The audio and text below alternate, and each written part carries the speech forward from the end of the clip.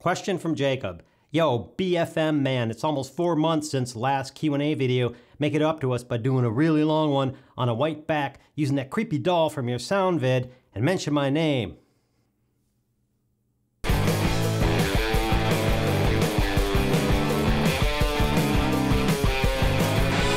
Yes, Jacob. I can, Jacob. Do a Q&A video, Jacob, and mention your name, Jacob. Ernest1324 says, there's one major item that no one seems to mention that made all the difference for me. If you do not have a good set of studio headphones to listen to the audio, then you will never really truly understand if you have good audio or not.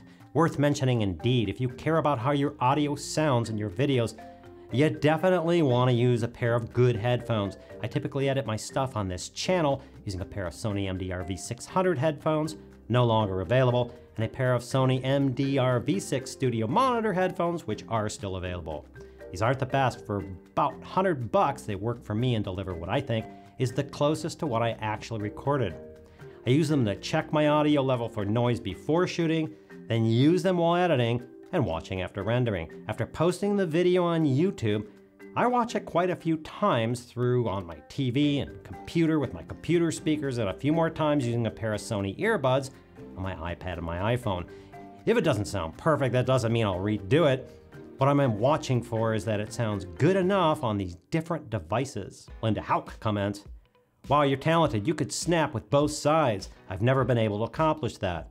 She's talking about my $28 B-Audio lapel mic episode where I talk about snapping my fingers so I can sync the sound later. Never occurred to me that people couldn't do that. This comment reminded me to mention something the B-Audio mic people told me about and is important when using these phone-type lapel mics. Paul at B-Audio says, for anyone seriously wanting to squeeze optimum audio recording performance out of their iPhone recordings, we do not recommend the use of the stock Apple Voice Recorder app, as this particular application limits the sampling frequency to a low sample and doesn't capture the full audio frequency response our TRS mic is capable of capturing with just an iPhone or Android smartphone. Good advice, Paul. Eric Lefebvre says, I have a Tascam DR44 track recorder as my main recorder along with a decent-ish yet frugal shotgun mic from Audio-Technica around $90. But sometimes I have to mic someone like a groom and can't have them tethered to my camera or the recorder, so I'll just use an old Samsung Galaxy S2 or my Note 4 and a cheapish Audio-Technica Lav using an adapter and it works fine. The audio is nice and clear as long as the talent doesn't go nuts and switch from a normal tone voice to singing death metal.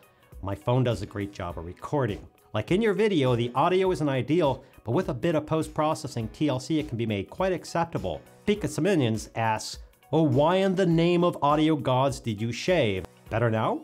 I recently made a video where I reviewed Curtis Judd's production sound fundamentals for film and video. I took the course and it was excellent. There are a lot of people who ask me a bazillion questions about sound, and this course answers them. A couple of comments were left saying, this is a commercial. I tried to explain to these two people that I make commercials for a living, and trust me, if I wanted to do a commercial, they would know it.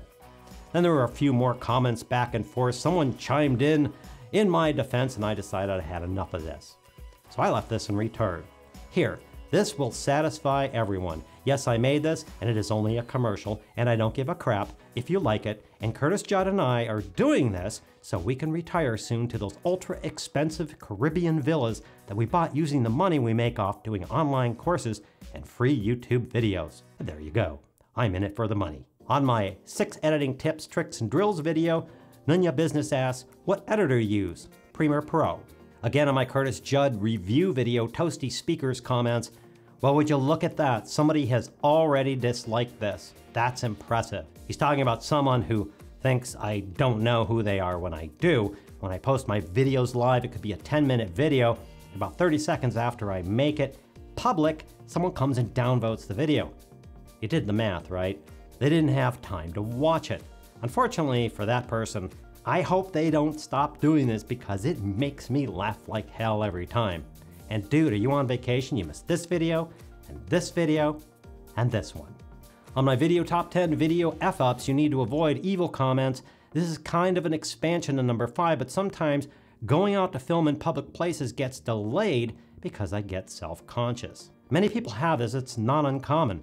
As a director or videographer or photographer, the thing you need to train yourself to do is to look and sound like you're in control.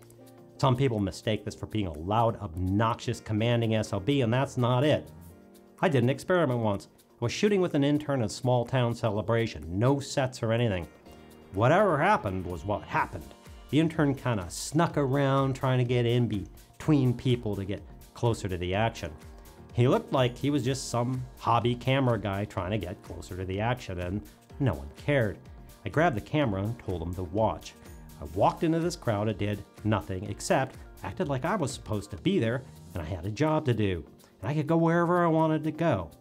Really, that's all I changed was my own mind and the way I carried myself. I'd walk through people saying, "Excuse me," not like, "Hey, you're in the way, jerk," but kept it very friendly.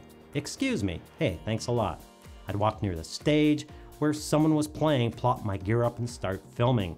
I'd point at the security guy and motion him to move a few feet to the right. I'd walk over to the soundboard and get right in there, film some B-roll. Everyone let me do what I wanted to do, and the only thing I changed was I acted and sounded like I was supposed to be there. Quite a few people asked me if I was with the news media or something. Again, it's something you practice until you don't feel embarrassed or like you're not supposed to be there. Miss Patchia09 asks, "Can you please smile once in a while?" Email question from Kevin the Hun. What was that thing in the black case? He's referring to my last episode where I alluded to a gizmo in a black case I'm going to review. I had a lot of requests to review some higher cost gear, and that's what this is. I thought about reviewing a Movi, but really I don't like reviewing gear that almost no one watching this channel can afford. These cost upwards of $15,000 with all the goodies, and although I've used these, I would hire someone who's really good at using these than trying to do it myself. Although there are a ton of these new, exciting, computer-controlled 3-axis stabilizer systems, I've stayed away from them as they're costly, and most of them have so many quirks they aren't worth having. Or the manufacturer themselves, not mentioning any names, treats people who purchase their products like the plague, bad support, weeks if not months to fix bad products, giving their customers the runaround, and so on. I refuse to review anything from a company that won't support the people purchasing their products, nor will I review something that only sort of works some of the time or is a pain in the butt to use. From what I can see, this particular unit brings a Movi type stabilizer down to the range that I think is affordable for most people watching this channel, is made by a company I worked with and trust, has a lot of features most of the similar models currently being offered don't, and it's simple to learn and use. Since I haven't pulled this thing through the paces yet, I've withheld what it is and who makes it until I know it's going to work. Not to be coy, but that's the way I do things around here. Stay tuned, as I should be able to start this series of videos on this unit in the next week or two. Last question from Clear Air Films. Is setting up AdSense something you recommend? He's talking about setting up your YouTube channel so you get paid for any ads that are shown, and yes, you should do it since YouTube is going to advertise around your channel anyway. Well, why not get a few pennies off that? The same with affiliate linking items that you review for your channel. Some people object to that. So to close out this video, let me set the record straight on these links to Amazon, B&H, and all that. Most people like me offer links to Amazon and other sources on the things we talk about, and I'm no different. You'll find links to Amazon on all the things I talked about in this video and this episode in the description below. When someone is interested in that item, they click the link, it goes to Amazon, and Amazon tracks where it came from, like me. The person buys a thing, it costs the buyer no additional money whatsoever, and Amazon pays a small amount, and I mean small, thank you commission for doing that. My money goes to an Amazon gift card. I used it to slightly offset the cost of purchasing more gear I don't need to review on this channel.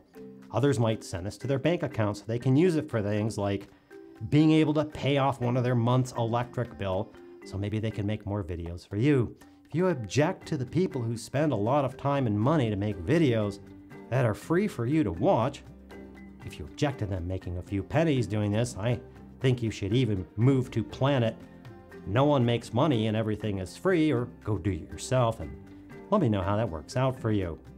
That's my opinion, and frankly, when I hear someone whine about a YouTube creator who might actually make a few dollars here and there, I usually say the following: don't care. If you agree that YouTube creators deserve a little extra money, leave a thumbs up. If you don't, leave a thumbs down. It should be interesting to see. Oh, and don't count that first thumbs down, because we know where that came from. I hope that helps. Thanks for watching, and we'll see you next time.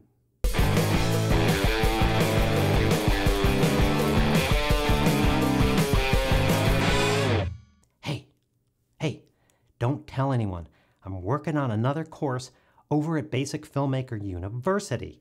I interviewed a bunch of TV hosts and actors and other on-camera professionals about looking and sounding good on camera.